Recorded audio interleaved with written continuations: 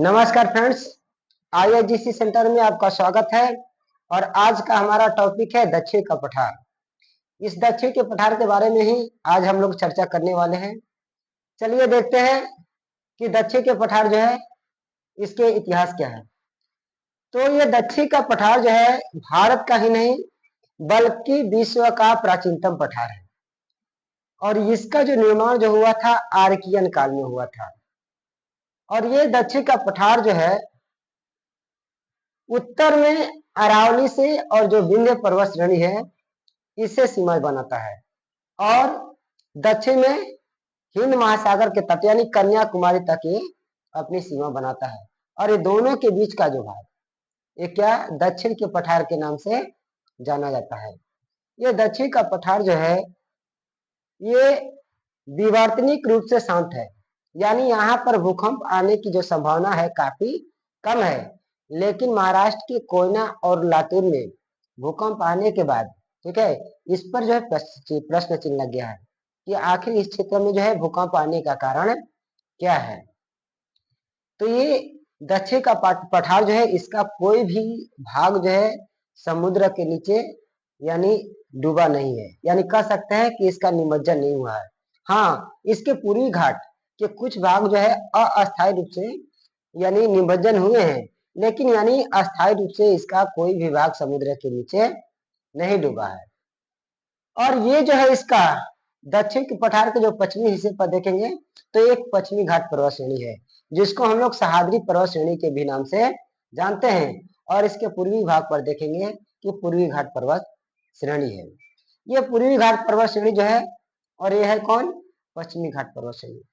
और ये पश्चिमी घाट जो पर्वत श्रेणी है ये क्या है एक भ्रंश कगार है, यानी जब ये अफ्रीका से टूट के अलग हुआ था ठीक है तो ये कगार के रूप में शेष बच गया ठीक है।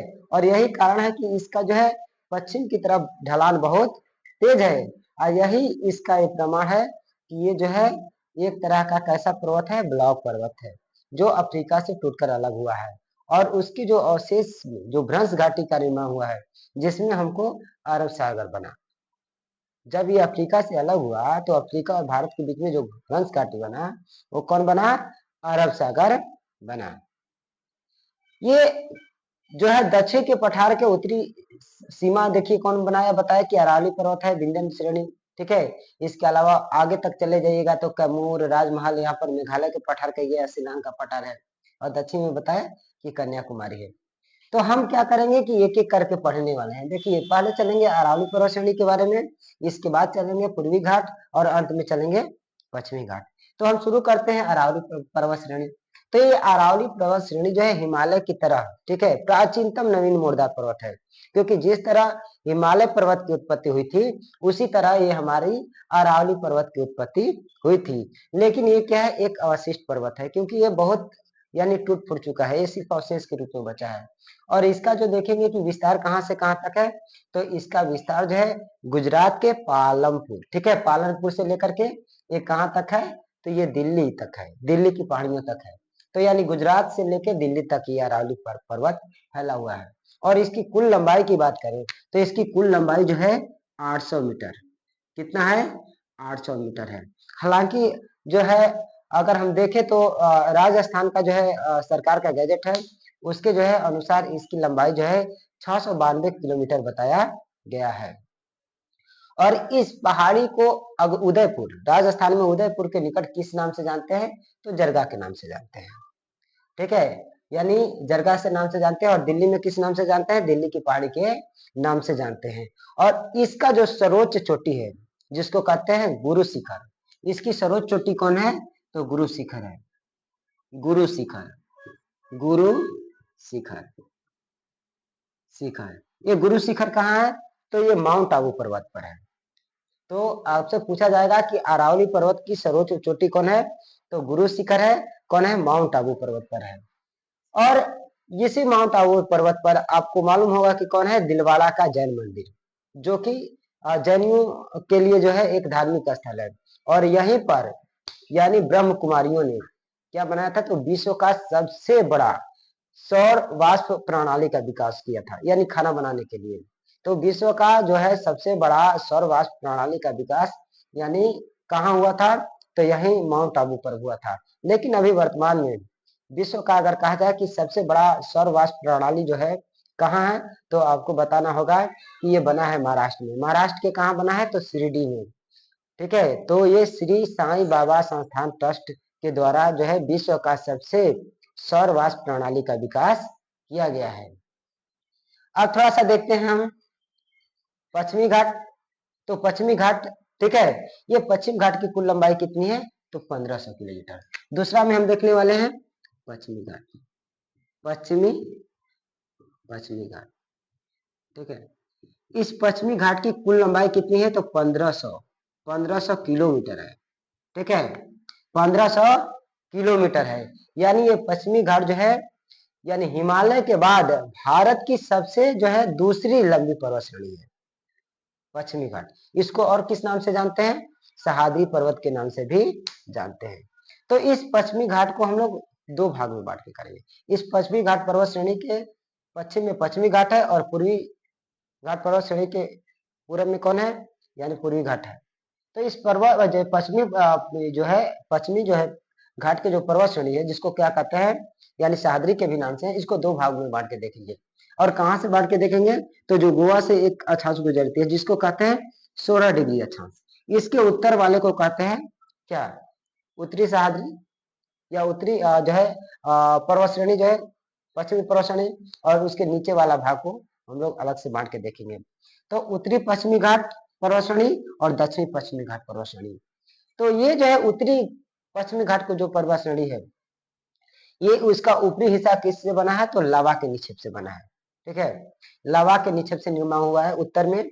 और इस यानी उत्तरी जो है पश्चिमी घाट श्रेणी का जो सबसे सर्वोच्च चोटी है, इसको नाम है कालसूबाई।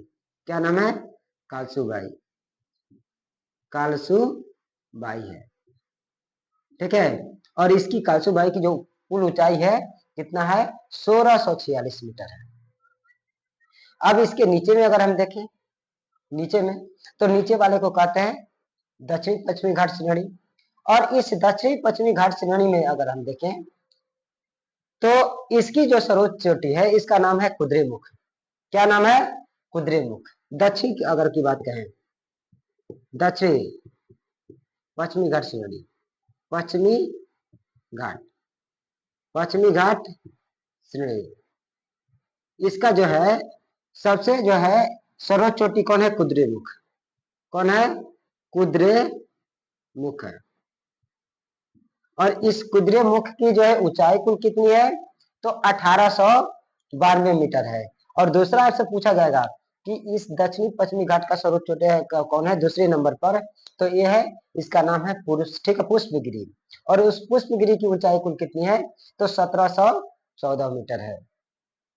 अब थोड़ा सा नीचे हम देखते हैं कि ये जहां पर ये पश्चिमी घाट पर्वत श्रेणी और पूर्वी घाट पर्वत श्रेणी मिलती है, तो ये घाट का निर्माण होता है। इसको कहते हैं नीलगिरी की पहाड़ियां। ठीक है, यानी नीलगिरी पर्वत श्रेणी के पास जो है ये पश्चिमी घाट और पूर्वी घाट दोनों आके मिलती है। ठीक है, और यहीं पर आपको यानी देखेंगे नीलगिरी पर्वत पर ही, कहने का मतलब की है एक कौन है, नीलगिरी पर्वत श्रेणी पर। तो इसको कहते हैं यहाँ पर एक आपको बता रहे हैं, थोड़ा सा मिस्टेक करा है, तो चलिए आगे उसको देख के बता देंगे। तो इसके नीचे में कौन है, ये देखिए, ये अन्नामलाई है। ठीक है, ये कौन है, अन्नामलाई। और ये अन्नामलाई जो पर्वत श्रेणी पर ही आपको जानते हैं कि दक्षिण भारत की सर्वोच्च चोटी है, क्या कहते हैं, अन्नाईमुड़ी, जिसकी जो है कुल जो है ऊंचाई कितनी है, 2695। 2695 दक्षिण भारत की सर्वोच्च अगर पूछा जाए चोटी, तो कौन है, अन्नाईमुड़ी, जो कौन है, अन्नामलाई पर्वत श्रेणी पर है। और अन्नामलाई के नीचे में आएंगे तो कौन है, इलायची की पहाड़ी। ठीक है, और इलायची के पहाड़ी के नीचे आएंगे तो नागर कोयलम की पहाड़ी है। और ये नागर कोयलम पहाड़ी और इलायची, ये दोनों के बीच में जो है एक जो पास है, इसके बारे में हम आपको बताए थे, कौन था पास, सेनकोट्टा। कौन था, सेनकोट्टा पास था, सेनकोट्टा। ठीक है, और यानी ये अन्नामलाई और इलायची, ये दोनों के बीच में कौन था, आपको कौन बताए थे, तो कौन, यानी आपको ऊपर से नीचे बताए थे, यानी थालघाट, थालघाट, भोरघाट, पालघाट और सेनकोट्टा।